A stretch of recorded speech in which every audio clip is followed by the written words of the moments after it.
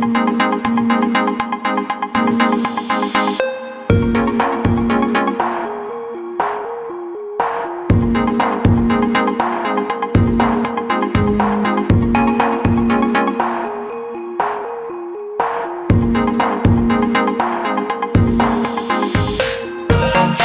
Friends, అందరు ఎలా ఉన్నారు? Welcome to my YouTube channel dairy farms అడ్డా. ఈ వీడియోలో మనం డైరీ ఫామ్ పెట్టడం వల్ల లాభమా నష్టమా, అసలు డైరీ ఫామ్ పెడితే ఎలా చూసుకోవాలో మొత్తం నేను ఈ వీడియోలో చెప్పబోతున్నాను.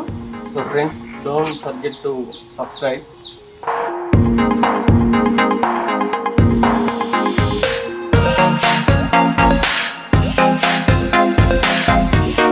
చాలా మంది అనుకుంటారు ఒక 10 గేదెలు తెచ్చి డైరీ ఫామ్ స్టార్ట్ చేసి ఒక పర్ మంత్ 2 lakhs ఎర్న్ చేస్తాం అనుకుంటారు. కానీ అలా ఉండదండి. ఇక్కడ ఫస్ట్ నుంచి మనమే కష్టపడాలి. డైరీలో ఫస్ట్ తేవడం 2 గేదెలు తెచ్చుకోండి. 2 గేదెలు తెచ్చుకున్న తర్వాత వాటి డిస్ట్రిబ్యూషన్ చూసుకోండి. మిల్క్ ఎంత ఉందో, పనివాడి మీద ఎప్పుడు ఆధారపడద్దు. ఒక 10 గేదెలు అయిన తర్వాత నుంచే పనివాడి మీద ఆధారపడండి.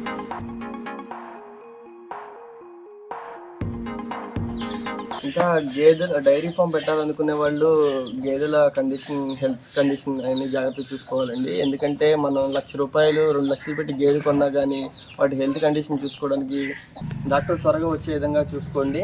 అలాగే గేదెలు టైం టు టైం ఎదకి రావాలి, టైం టు టైం కట్టించుకోవాలి.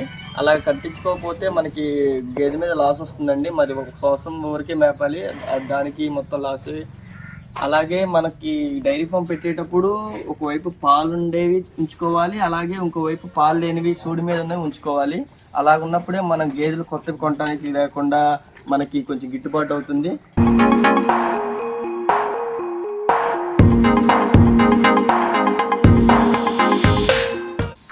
అలాగే దానా విషయంలో మనం ఒక గేదెకి ఎంత దానా వేయాలి, పాలిచ్చే గేదెలకి ఎంత దానా వేయాలి, ఏమేమి వేస్తే ఎంత బాగా ఇస్తాయి, అలాగే దూడలకి ఎంత దానా వేయాలి, సూడి మీద ఉన్న వాటికి అసలు దానా వేయాలా వేయకూడదా, వేస్తే ఎంత వేయాలి అనే విషయం మీకు నెక్స్ట్ వీడియోలో నేను క్లియర్గా చెప్తానండి.